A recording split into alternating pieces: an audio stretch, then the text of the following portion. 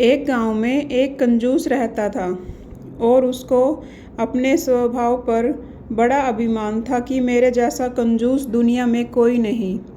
लेकिन एक दिन उसे उसे उसने सुना कि पड़ोस के एक गांव में एक और उससे भी बड़ा कंजूस है। जब लोगों ने कहा कि तुम तो उसके आगे कुछ भी नहीं हो, तो उसके दिल को चोट लगी।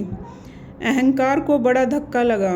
धीरे धीरे पड़ोस के गांव के कंजूस की ख्याति दूर दूर तक फैलने लगी। तो इस कंजूस आदमी ने सोचा कि मैं भी उससे जाकर मिल के देखता हूँ, उसको देखूँ तो सही कि इसमें ऐसी कौन सी कंजूसी है कि उसकी इतनी चर्चा हो रही है। मेरी चर्चा तो कोई कर ही नहीं रहा। आखिर ऐसा उस महाकंजूस में है क्या? तो उसने उस महाकंजूस से मिलने की ठान ही ली। सोचा खाली हाथ मिलने जाऊंगा तो अच्छा नहीं लगेगा, तो सोचा कुछ लेता जाऊं, लेकिन कंजूस था तो उसे बड़ी मुश्किल से कोई कम पैसे वाली वस्तु समझ में आई कि क्या लूं। उसने बहुत सोचा कि क्या लूं। तो उसने बाद में क्या डिसाइड किया कि उसने कागज़ के ऊपर 2 सुंदर खरगोश चित्र बनाए और एक चित्र को एक थैले में लेकर पड़ोस के एक गांव के लिए रवाना हो गया, जहां वो महाकंजूस रहता था। महाकंजूस के गांव में पहुंच गया, पूछताछ करके उसके द्वार तक भी आ गया। द्वार खुला और कंजूस का बेटा बाहर आया। उसने कहा कि मैं आपके पिता से मिलने आया हूँ। महाकंजूस के बेटे ने कहा वह अभी बाहर गए हैं और 2-3 दिन तक शायद ही वापस आए। मैं उनका बेटा हूँ। कहिए मैं आपकी क्या सेवा कर सकता हूँ? कंजूस ने कहा मैं उनके लिए एक भेंट लाया हूँ। ऐसा कहते ही उसने कागज़ पर छपी हुई उन खरगोशों की तस्वीर निकाली और लड़के को दे दी और कहा कि यह भेंट उन्हें दे देना और कहना कि मैं उनसे मिलने आया था, उनके पास के गांव में ही रहता हूँ। बेटे ने कहा कि आप इतनी दूर से चलकर आए हैं, बैठिए, मिलिए और कृपया कुछ देर हमारी तरफ से कुछ भेंट हमारी तरफ से भी लेकर जाएं। महाकंजूस के बेटे ने उसको अंदर बुला लिया। अंदर ले जाकर बोला कि आप अपना थैला खोलें। कंजूस खुश हो गया। सोचा चलो महाकंजूस के घर से भी कुछ तो मिला। अभी ध्यान से सुनना, महाकंजूस के लड़के ने क्या किया।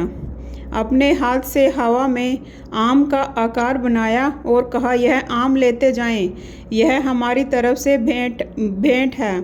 अब हम तो यानी बस हवा में ऐसे ही आम का आकार बनाया और उसकी झोली में डाल दिया। कंजूस लौटा वापस घर की ओर और मन में ही सोचता हुआ जा रहा था, जैसे सुना था वैसे ही पाया। अरे मैं तो कम से कम कागज़ पर खरगोश बनाकर लेकर गया और लड़के ने तो कागज़ तक खर्च नहीं किया। कंजूस ने सोचा ऐसे लोगों से तो ईश्वर बचाए।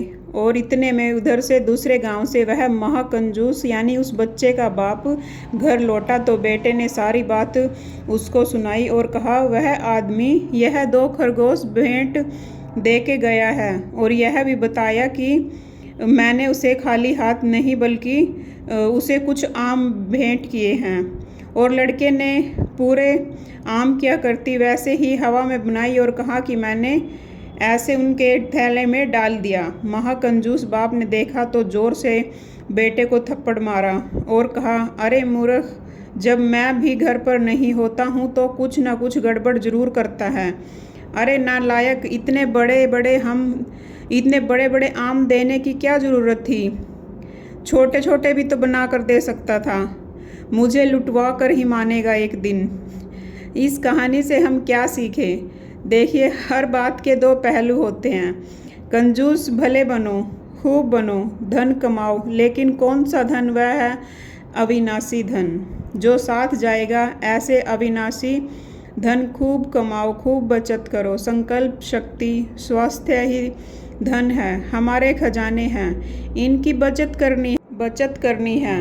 लोभी बनो, लेकिन सिर्फ दुआएं कमाने, अलौकिक मनोकामनाएं रखो। ऐसी इच्छाएं रखो जिनके करने से अच्छा लगे। इच्छा रखना ऐसी चीज़ों के पीछे मत भागो जो खो जाने वाली हैं। सब जानते हैं यह सब पड़ा ही रह जाएगा। जब परमात्मा का बुलावा आएगा तो खाली हाथ ही जाना है, यह धन यहीं रह जाना है। सीधी सी बात है। जो अंत समय आने से पहले ब्रह्म बाप समान अपना सब कुछ ईश्वरीय सेवा में सफल कर देंगे, वही भर्तृहात जाएंगे, वही परमात्म शक्तियों की दुआओं के साथ जाएंगे। परमात्म पिता के पास जाने से पहले दुआओं का खजाना इकट्ठा करो और पूरे विश्व में शांति और प्यार की किरणें फैलाओ। ओम शांति।